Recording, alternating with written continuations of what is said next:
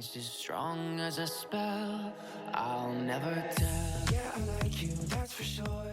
Hi guys, welcome back to Exmo Lex. Today we're going to talk about David Archuleta. So for anybody who doesn't know, David Archuleta was a Mormon teenager who almost won American Idol. He was the runner-up. This was probably about like 15 years ago, something like that. And he was a faithful Mormon. He, for a number of years just seemed like your average Joe Mormon guy. He served a 2-year mission, all the good stuff. But a while back, he opened up online about his sexuality, and I don't think he ever really put a label on himself, but it was being speculated that like maybe he was bisexual, maybe he was gay. He talked about it a few times online. There was one Instagram video in particular that he did that really touched me. And it was a long video. I think it was like 45, 50 minutes, maybe even an hour long, of him just talking about his thoughts, and I cried the whole time. As an ex-Mormon, listening to somebody else who was also Mormon talking about their faith and talking about their sexuality and talking about how terrible it made them feel inside to feel like there was something wrong with them because of the things the church has taught. I will try to find a link to that exact video and leave it in the description because, again, it just touched me. But today I want to talk about an article that recently came out about David Archuleta. It's called David Archuleta on Stepping Back from Mormon Church After Coming Out as Queer. I Feel Liberated. When I saw the headline for this article, oh, my heart leapt. So I'm really excited to read it through with you guys and talk about things. I've always loved David Archuleta. When I was a teenage girl and he was on American Idol, I thought he was the cutest thing I'd ever seen in my life, and I still think he's absolutely adorable. And, seeing his journey as a public figure who is Mormon and grew up in the spotlight, and then, started questioning his sexuality, started questioning his religion, as somebody else who also grew up in the same church and had a lot of the same journeys of, questioning my sexuality and questioning my religion. And he's always been somebody that I really looked up to. So for me, this whole thing really feels like coming full circle. Also, I do have to mention and brag that I used my Exmo Lex Instagram account to comment on one of David Archuleta's posts, and he liked it. Can we all just be really excited about that for a minute? Thank you. Thank you so much. Anyway, let's start reading this article through together. I think that you guys will get a lot out of it. I certainly did. Again, this made me cry the first time through because it's just so relatable and so beautiful. And him saying that he feels liberated, I relate to that and resonate with that so much. That is how I felt stepping away from the church too. So anyways, let's dive in. The article mentions, and I want to mention as well for the sake of the video, part of what makes David's story so heart-wrenching is that he did have suicidal ideation, so I want to make sure we have that trigger warning before going ahead. If that's something, especially, dealing with religion and dealing with sexual identity, that is triggering for you, feel free to skip this video. In May of last year, David Archuleta was at dinner with his then fiance when he froze at the table. He found himself suffering a paralyzing panic attack. I was panicking. I didn't move for 30 minutes. I was thinking about having to be her partner and being intimate, Archuleta tells People. She said, "What the heck is going on?" I was like, "All I know is I can't be around you. I need 3 weeks. I'm going to work really hard. I'm going to fast. I'm going to pray." If you know anything about Mormonism, you know that there is no physical intimacy before marriage. You have to save yourself for marriage. You have to be pure. You have to be worthy to go through the temple. So at this point, according to the church, he shouldn't have had any intimate experiences with her. But even the thought of having to be intimate with somebody that he is not sexually attracted to is really hard for him. And when it says that he's going to fast and pray about it, again, a very Mormon reaction to something like this. And you'll see and hear stories about this a lot if you are in the ex-Mormon community. People who are not straight, people who are struggling with their sexual identity because the church makes them struggle with it, end up doing a lot of self-reflection, end up doing a lot of praying, a lot of fasting to try to get answers, to try to fix their sexual identity because it's not the one prescribed one that's everybody is supposed to have. Archuleta grew up in Utah as a devout member of the Mormon Church, which condemns same-sex relationships. But for years, the singer who rose to fame on American Idol had repressed feelings of same-sex attraction, which finally led to his near breakdown with his fiancée. "I was having anxiety attacks when I was around her because you're trying to force intimacy with someone that you're not able to experience," says Archuleta. "I didn't want to accept that I was into guys." You are expected to get married in the Mormon Church, that you're expected to be married in a straight relationship and have kids, so obviously you're gonna have to have intimacy with this person. I cannot imagine being in a position where you are expected to do that with somebody that you don't have attraction towards, and trying to force it and just make it work. I mean, it's heartbreaking that somebody should feel like this part of them that is just innate, it's just who you are, is wrong, is bad, is sinful. Soon after, Archuleta called off his engagement, and in June 2021, he revealed he's part of the LGBTQ community. Ever since, though, he has struggled with a faith crisis. Archuleta says, "That's pretty much rocked my world." That is so very relatable. It really does rock your entire world. Suppressing his sexuality had taken a toll on him, and at his lowest, he says he contemplated suicide because of the church's doctrine. "I thought it would be a better choice to just end my life." This is where a lot of issues with the church come to light. We live in a world with so many different people who are also incredibly different. And the church touts itself as the one true church on the face of the earth. This church is meant to be one size fits all. But that's not how reality works. And I've talked about this before on my YouTube and on my TikTok that, you know, for some people, the Mormon church works and they're happy there and they're comfortable there and it's great for them. But people, life is not one size fits all. Not everybody fits into this like traditional family mold that the church has going on where, you know, you're supposed to be married in a straight relationship, where you're supposed to be married young, where you're supposed to start having children. All of these things that the church, you know, has as like essential parts of its doctrine, that doesn't work for everybody. And you can't force people to fit into that. You can't put a square peg in a round hole. Now for myself, I was able to pretty comfortably get along as a Mormon. You know, I'm a woman who's bisexual, but I completely repressed that side of me and I was attracted to men, so that worked out just fine. I was more than happy to get married young. I was, you know, happy to follow this sort of plan that the church had laid out for me. And, you know, I would say that I was content enough as a member of the church. It worked for me okay. Hindsight being 2020, I can look back and say, you know, the church repressed me in a lot of ways and it kept me from being my true self. But on the whole, I was able to manage that. I was able to make it work. But for somebody like David Archuleta, who is labeling himself as queer, it's not working. The church has taught in the past that being gay is a choice, that it's something that you can change. They've taught, and I will put some links in the description and I will try to put the quotes on the screen so you can see exactly what I'm talking about. The church has taught that having bad childhood experiences can make you gay. They've taught that masturbating can make you gay. They've taught that it's something that you can change about yourself. And in recent years, they've kind of tried to backtrack that and be like, oh, we don't really like know why some people are gay, and like, yeah, we understand that it's not a choice, but like you still can't be gay, sorry. And putting myself in the shoes of somebody in this situation, it's just heartbreaking because this is something that you cannot control about yourself, and yet the church expects you to just get over it. You either need to marry somebody that you have no attraction towards, that you don't have any desire to have physical intimacy with, or be celibate for your entire life. And again, remember, if within the church, the law of chastity includes anything sexual at all except for sex between a married man and woman. And you're just supposed to either live your entire life like that or be married to somebody that you are not attracted to. Today, Archuleta, who now identifies as queer, is still healing.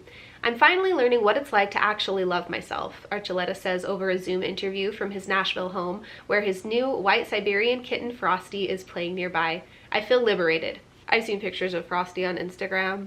So cute. You guys should go follow David Archuleta if you're not already. "No matter how hard I tried to marry a girl, it wasn't right." Raised in a conservative family in Utah, Archuleta's life revolved around his faith. Samesies. In 2008, he charmed the country with his boyish good looks and angelic vocals when he competed on American Idol, placing second after rocker David Cook. That was the best season of American Idol ever, can I just say? His star only grew brighter after the show when he released his lovesick single, Crush, which peaked at number 2 on the Billboard's Hot 100 chart. Despite his success, Archuleta stepped away from the spotlight in 2012 to embark on a 2-year Mormon mission. After his mission, Archuleta continued to record music, which he says aligned with the fundamentals of Mormonism. "It was all about music that invites the spirit into people's hearts so that they know God is there and that they feel God's presence," says Archuleta, who, post-Idol, felt he was a poster child for the church. That is true. That is very true. It almost felt like as a Mormon, The fact that David Archuleta was Mormon was like bragging rights. Like, you know David Archuleta? Yeah, he's Mormon. We're really cool. We've got David Archuleta. Everything revolved around that. That meant I'm going to marry a woman, I'm going to follow all these commandments, I'm going to live the word of wisdom. Everything was set out. No alcohol, no tobacco, no smoking, no sex before marriage, no gay relationships. God is your everything. Go to church every Sunday. Make sure you're worthy to hold the temple recommends so that you can go to the temple, and make sure you believe in Jesus Christ. Make sure you believe that the Book of Mormon is true and that the Bible is true, and follow the prophet. Everything he says is right and comes from God. That was my life. That was my bubble. I love seeing him lay all of that out. And one of the reasons why is because, you know, in my time making content about the church, I will say this exact thing. This is how I grew up. This is how life worked. These are the commandments. These are the rules. These are the things that are expected. And I so often get comments from Mormons that will say things like, no, your parents were just strict. Those aren't like real things that the church does, or that those aren't real rules the church has in place. Your family was just really strict. It was just your parents, not the church. And honestly, it's one of the most frustrating things ever, because where do you think my parents got those rules from? Did they just pull them out of their butt? No, those are the church's rules that my parents followed and that I followed because I was a good Mormon, because I wanted to go to the celestial kingdom. I wanted to do everything right. Those things were expectations. It's not stuff that I'm just making up or that my parents just made up. Those were rules that we all followed because the church asked us to, because we believed that the prophet was speaking for God, and when he said something, we did it. So I don't know, there's something that feels really good about seeing David Archuleta, who, you know, grew up the same way I did, in the same time period that I did, in the same area that I did, validating all of those things, saying, yes, this is what was expected of me. This is what was expected of us. This was our life. Yeah, that's very validating. Thank you for saying that. Indeed, Archuleta followed Mormon teachings. He was even previously engaged to 3 women before breaking off those separate engagements, he reveals. No matter how hard I tried to marry a girl, it wasn't right. And if you talk to my exes, they'll tell you it was rough, says Archuleta, who adds he's on good terms with his most recent ex. I'm sure other people who've been in that situation can relate. People who are queer, who've tried to get married just to do the right thing, it ends up not being a very good thing, and it's not very healthy for either participant of the relationship. I had to take a break from religion for my own sanity. Archuleta repressed his sexuality until that fateful dinner with his former fiancée, and the identity crisis nearly killed him. You just start feeling like, oh, there's probably no point for me to live. I probably would be better off not living anyway. God would probably forgive me if I ended my life because it's better than what I could become, which is if I'm gay or LGBT of any sorts. I'm going to be in big trouble spiritually, Archuleta recalls thinking. When it came to the religious values Archuleta grew up with, he says, they're comparing being gay to murdering someone, and you're like, I don't want to be an evil person. This is part of what makes David's story so heart-wrenching to me, but also so relatable because, I mean, this is true. The church has compared sexual sin as being the sin next to murder. And there have been so many prophets and apostles who are people that we look up to, you know, as the closest people to God that live on the earth. That are speaking for God. And when they say hateful things like this, of course it's going to make you feel like a sinner, like a terrible person. And it's for something that you cannot control about yourself. So he's in a situation where there are certain expectations placed on him and he doesn't fit the mold. It's like completely being stuck between a rock and a hard place. He can't make a decision that's going to make him happy. So he starts having these suicidal ideations and feeling like it would be better if he just didn't even exist, if he was just gone, because God would forgive him for that, but maybe God wouldn't forgive him for being gay. It just breaks my heart. David Archuleta, he seems like somebody who is just genuinely a good person, somebody with a really pure heart, who is just sweet and kind, like a people pleaser, somebody who just wants to be a good person. And thinking about somebody like that having to go through these types of feelings, feeling like they're an evil and bad person just because of who they are, when all they're trying to do is be a good person, and they feel so bad about themselves that they figure it would be better to just take themselves out of the equation. It shatters my heart into a million pieces. It is just so sad. After his paralyzing anxiety episode, Archuleta did some soul searching, and after plenty of prayer and conversations with God, he began to accept his identity as a queer man.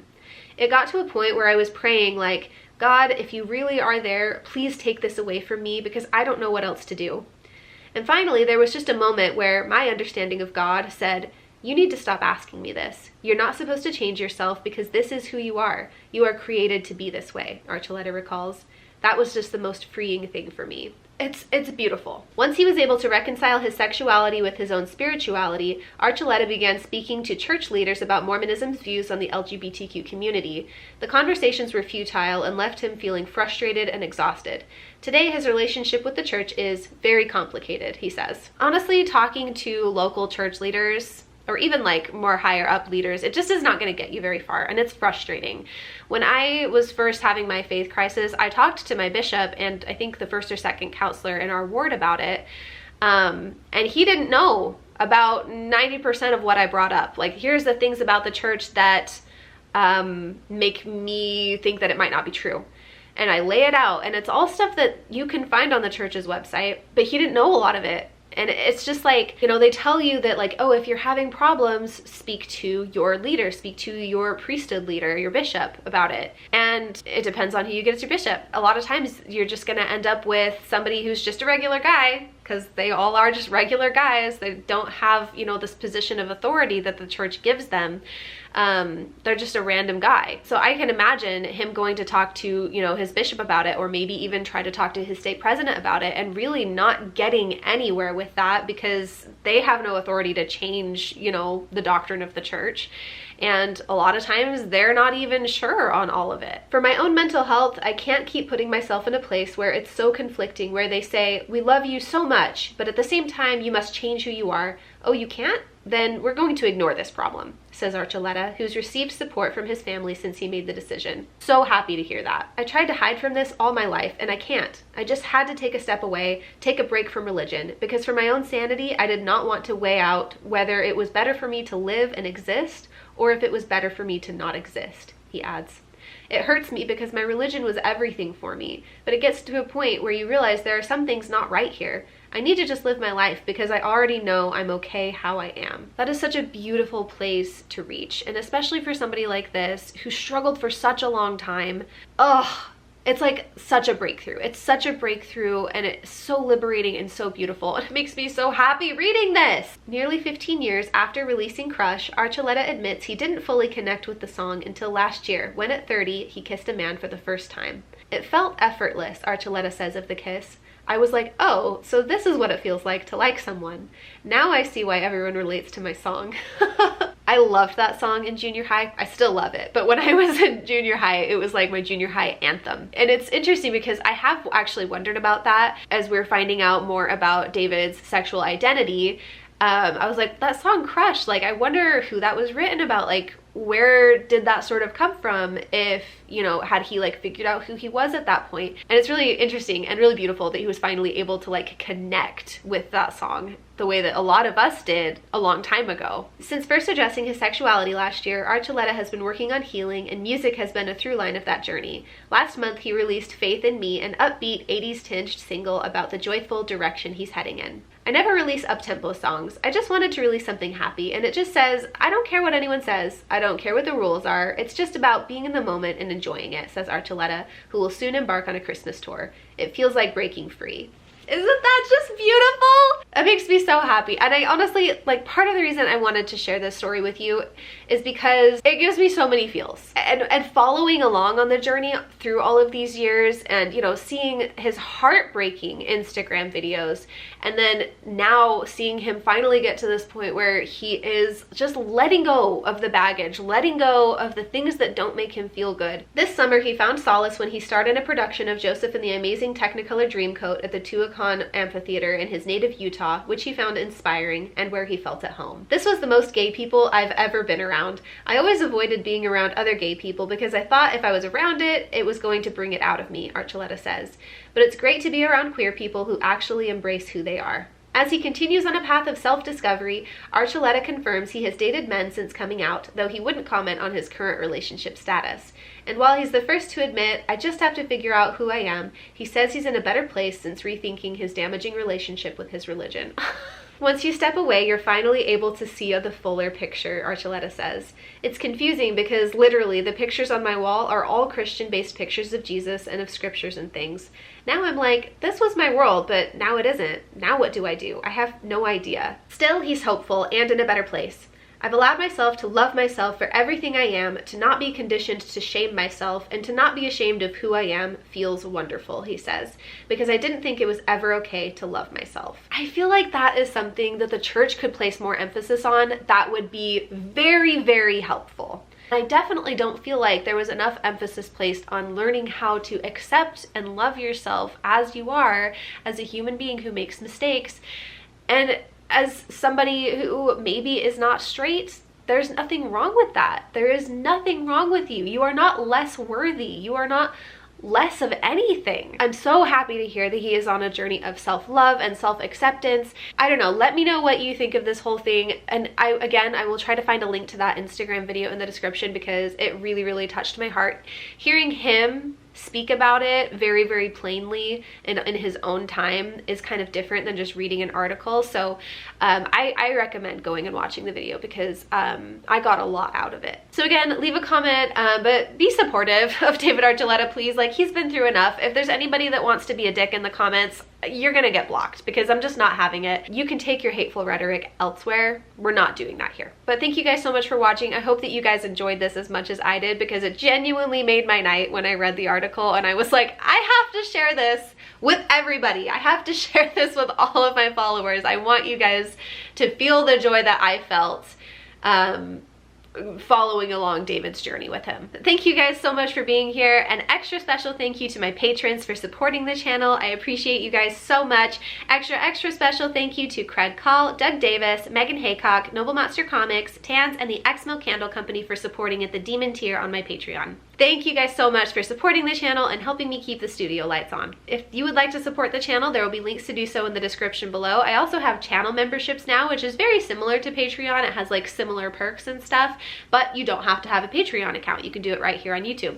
There will be links for all of that in the description below. There's also links for all my other social media pages down in the description. If you wanted to be a dear and help me out, it would be really helpful if you followed along on my Facebook page. I actually have been getting a lot of traffic there lately and a lot of unhinged comments from Mormons because it's Facebook, but it's, you know, mildly entertaining to say the least. So follow me there if you haven't already. Remember to like, comment, and subscribe, and I will see you guys in the next one.